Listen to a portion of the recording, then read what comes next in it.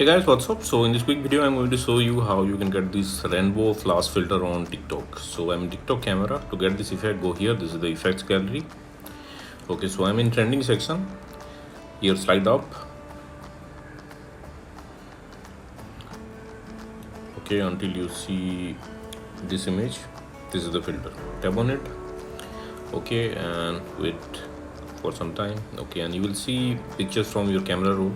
Choose a picture. Take a sideways picture that's better with this effect.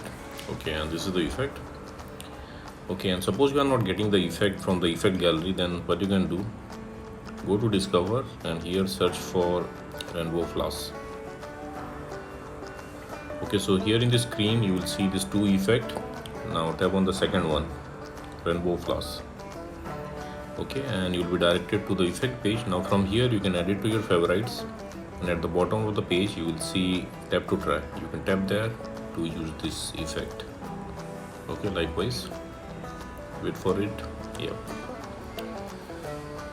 Okay, and suppose you are not getting the effect from discover also, then what you can do, let me go back.